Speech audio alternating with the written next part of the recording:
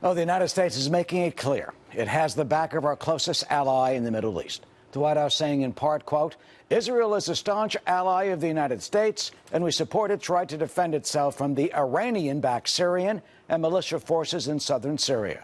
We call on Iran and its allies to cease provocative actions and work toward regional peace.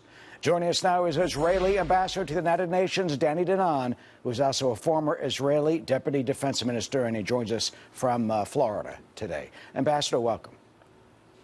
Good afternoon, Eric. First, your reaction to, it really is a brazen and bold incursion by Tehran. Can you imagine Tehran sending a drone over your borders, the IDF calling it a quote, serious Iranian attack on Israeli territory?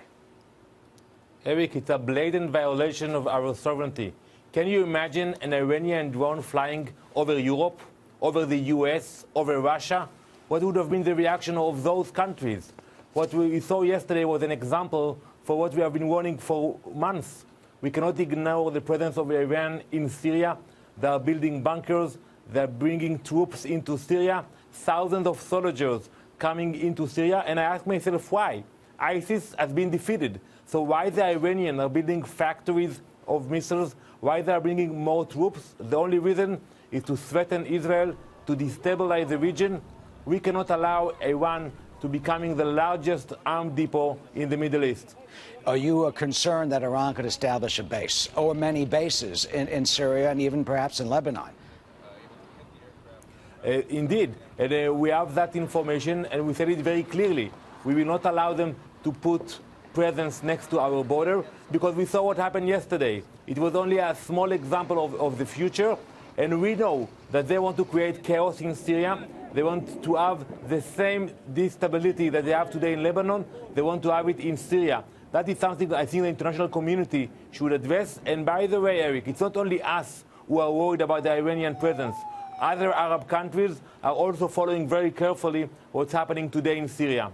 So how do you fight back against Iran, not militarily, but perhaps in other ways, to prevent that? Prime Minister Benjamin Netanyahu has met several times with Russian President Vladimir Putin, for example, giving him that message that Israel will not accept Iranian bases and Iranian troops on its borders.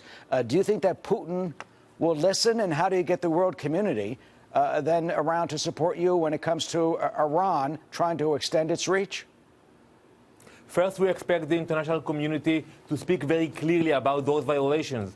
The Security Council passed resolutions that the Iranians are not obeying to them. So I think we should expect more from the UN, from the international community.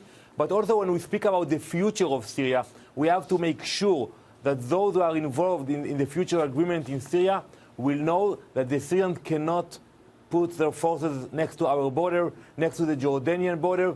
They have nothing to do today in Syria. Look at the demography of Syria today. It's not a Shiite state, but still today you see the Iranian recruiting militias from Afghanistan, Pakistan, Iraq. They're paying them good money in order to come and to fight in Syria against Israel and to increase the instability. Look, Israel has struck back at least, 100 times or so, they say, to Iranian depots that are supplying Hezbollah with missiles, as many as 150,000 missiles, perhaps, up there on the Lebanese border, as well as the fact that in Damascus you've carried out these type of attacks.